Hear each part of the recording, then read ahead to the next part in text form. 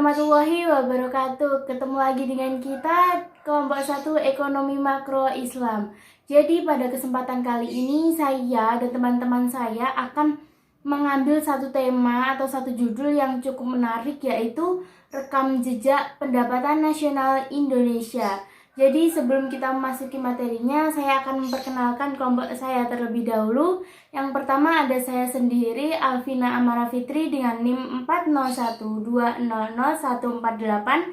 Selanjutnya ada Adi Julia Tikasari dengan NIM 401200139. Selanjutnya ada Ainun Arwidia Ningrum dan NIM 401200146. Dan yang terakhir nih ada yang cowok sendiri, Aryan Yoga Saputra dengan NIM 401200155. Selanjutnya untuk membahas tentang rekam jejak pendapatan nasional Indonesia, saya serahkan kepada teman-teman saya.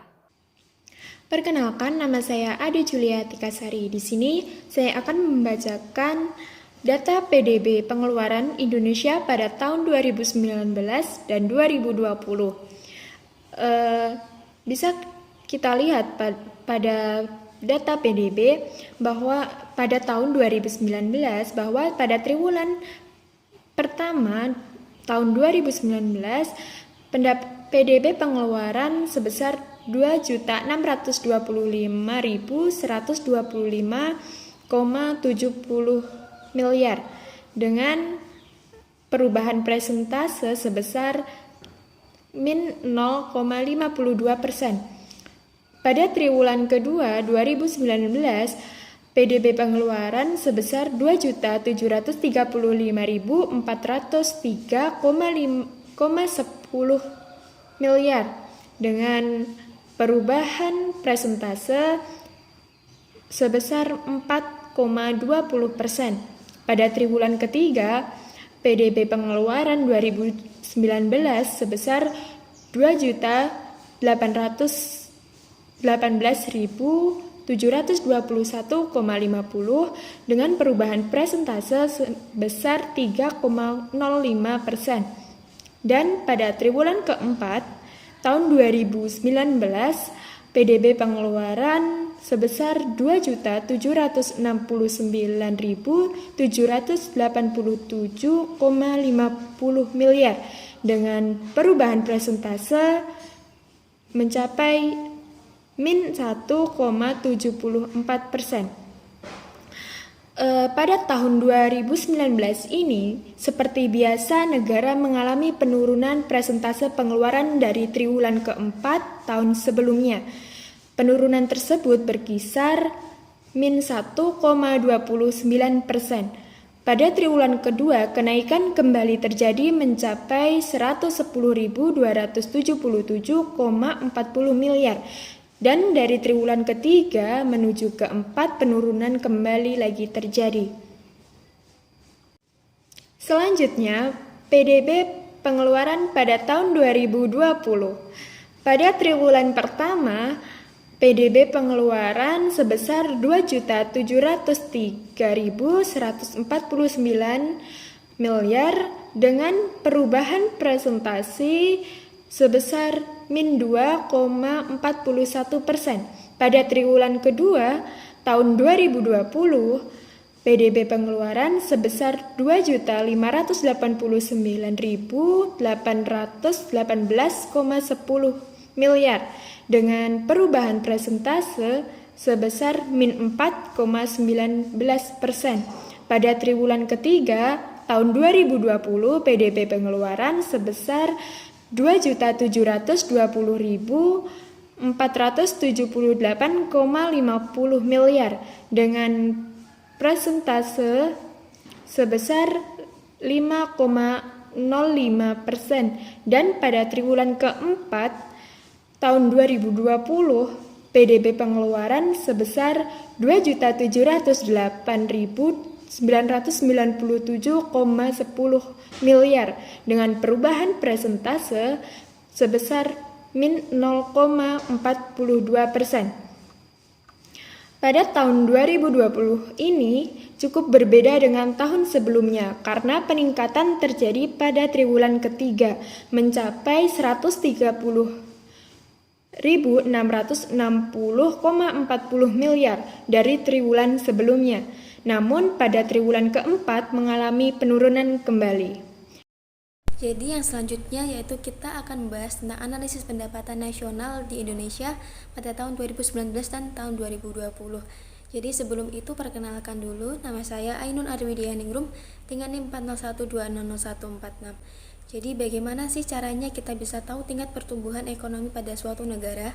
Jadi untuk bisa melihat tingkat pertumbuhan ekonomi suatu negara itu bisa dilihat dari pertambahan PDB real dari tahun ke tahun. Jika PDB bertambah, maka pertumbuhan ekonomi bisa semakin membaik. Jika rata-rata laju pertumbuhan ekonomi dari tahun ke tahun itu semakin tinggi, maka akan semakin tinggi juga pendapatan per kapita dari masyarakat. Jika pendapatan per kapita masyarakat tersebut tinggi, maka semakin sejahtera juga masyarakat di negara tersebut. Jadi pada tahun 2019, negara Indonesia itu mengalami penurunan persentase pengeluaran pada triwulan keempat tahun sebelumnya, yaitu pada tahun 2018. Penurunan tersebut mencapai min 1,29%, dan pada triwulan kedua mengalami penurunan kembali, yaitu mencapai 110.227,40 miliar. Dan dari triwulan ketiga menuju ke triwulan keempat, penurunan kembali lagi terjadi. Jadi pada tahun 2019 itu negara Indonesia mengalami penurunan. Sedangkan pada tahun 2020 itu cukup berbeda dengan tahun yang sebelumnya karena peningkatan terjadi pada triwulan ketiga, yaitu mencapai 130.660,40 miliar. Itu dari triwulan yang sebelumnya. Namun pada triwulan keempat di tahun 2020 mengalami penurunan kembali. Pada perekonomian Indonesia di tahun 2020 yang diukur berdasarkan produk domestik bruto atau PDB atas dasar harga berlaku itu mencapai 15.434,2 triliun, dan PDB per kapita itu mencapai 56,9 juta atau jika didolarkan 3,911,7 US dollar. Ekonomi Indonesia tahun 2020 itu mengalami kontraksi pertumbuhan, yaitu sebesar 2,07% dibandingkan dengan tahun 2019. Dari sisi produksi, kontraksi pertumbuhan terdalam terjadi pada lapangan usaha transportasi dan pergudangan, yaitu sebesar 15,04%. Sementara itu, dari sisi pengeluaran, hampir semua komponen terkontraksi. Komponen ekspor barang dan jasa menjadi komponen dengan kontraksi terdalam, yaitu sebesar 7,70%. Sementara itu, impor barang dan jasa yang merupakan faktor pengurang terkontraksi sebesar 14,71%. Ekonomi Indonesia pada triwulan keempat tahun 2020 terhadap triwulan keempat tahun 2019 itu mengalami kontraksi pertumbuhan, yaitu sebesar 2,19%. Dari sisi produksi, lapangan usaha transportasi dan pergudangan mengalami kontraksi pertumbuhan terdalam, yaitu sebesar 13,42%.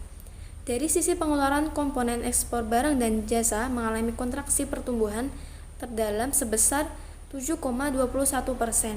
Sementara impor barang dan jasa yang merupakan faktor pengurang terkontraksi sebesar 13,52%. Untuk ekonomi Indonesia triwulan keempat pada tahun 2020 terhadap triwulan sebelumnya itu mengalami kontraksi pertumbuhan sebesar 0,42%. Dari sisi produksi, kontraksi pertumbuhan terdalam terjadi pada lapangan usaha pertanian, kehutanan, dan perikanan, yaitu sebesar 20,15%. Dari sisi pengeluaran, pertumbuhan tertinggi dicapai oleh komponen pengeluaran konsumsi pemerintah yang tumbuh sebesar 27,15%. Jadi, struktur ekonomi Indonesia secara spasial pada tahun 2020 didominasi oleh kelompok provinsi di Pulau Jawa sebesar 58,75% dengan kinerja ekonomi yang mengalami kontraksi pertumbuhan sebesar 2,51%. Sekian dari analisis pendapatan nasional negara Indonesia pada tahun 2019 dan tahun 2020 bersama saya Ainun Arwidianingrum. Saya kembalikan lagi kepada teman saya. Sekian. Oke, itu tadi pemaparan tentang apa itu rekam jejak pendapatan nasional Indonesia. Semoga pemaparan tadi bisa dengan mudah kalian pahami. Apabila ada kurang lebihnya, saya perwakilan dari kelompok 1 mohon maaf apabila terjadi salah-salah kata atau kurang jelasnya penjelasan dari kami. Sekian, wabillahi taufik wal hidayah. Wassalamualaikum warahmatullahi wabarakatuh.